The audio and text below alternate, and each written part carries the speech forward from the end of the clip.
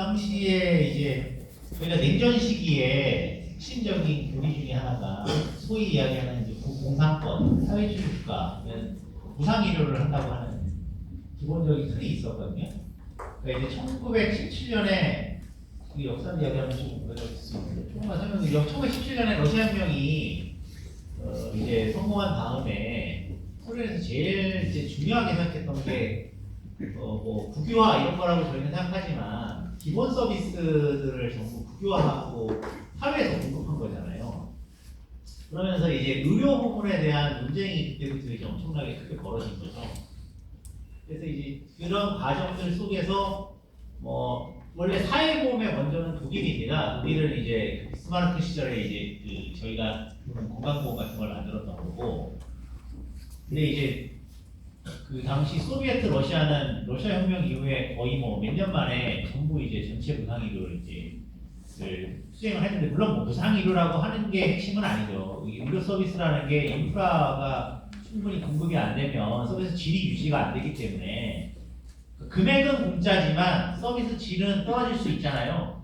지금 북한에서 지금 약이 없고 북한에 갔다 오신 선생님들 이야기를 들어보시면 뭐 수술실에 전기가 안 들어오고 그러면 이제 그 서비스 질이 유지가 안 되는 거죠. 뭐 아무리 무상인들. 근데 이런 이야기를 차치하고 역사적으로 그런 맥락이 있었던 거고, 1945년에 이제 2차 세계대전이 종료되고 나서 주요 국가들, 대표적으로 영국 같은 나라에서도 이제 체제 경쟁을 해야 되고, 그다음에 내부에 여러 이제 그 뭐 노동자, 농민 뭐 이런 사람들의 요구가 있어서 영국이 이제 NHS라고 해가지고 이제 거의 준무상, 사실상 무상의료인데 영국이 그 의료를 1945년에 2차 세계대전 끝나고 47년부터 한 겁니다.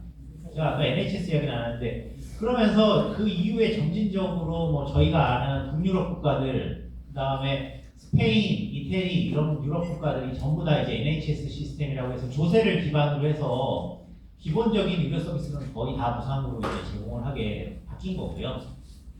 그러니까 이제 그렇게 된 과정이고, 쿠바 같은 경우는 저희가 지금 무상의료, 뭐 공공의료에 대한 어떤 상으로 가끔 이야기하시는 분이 있지만, 쿠바는 쿠바 혁명 이후에 미국 바로 아래 있잖아요. 그래가지고 거기 고립이 되고 거기는 경제 제재를 받아가지고 고육지책으로 사실은 어쩔 수 없이 1차 의료 기간을 엄청 공공적으로 늘리면서 간 그런 케이스예요. 그러니까 중국에서도 예전에 1970년대에 유명한 그 맨발의 의사들이라고 해서, 중국도 잘 사는 나라 그때 아니었으니까 약도 없고 할 때 이제 공공의료 시스템으로 정말 단기 속성으로 엄청나게 많은 의사들을 양성을 해가지고 지역에 보냈거든요. 근데 그게 생각보다 효과가 있습니다.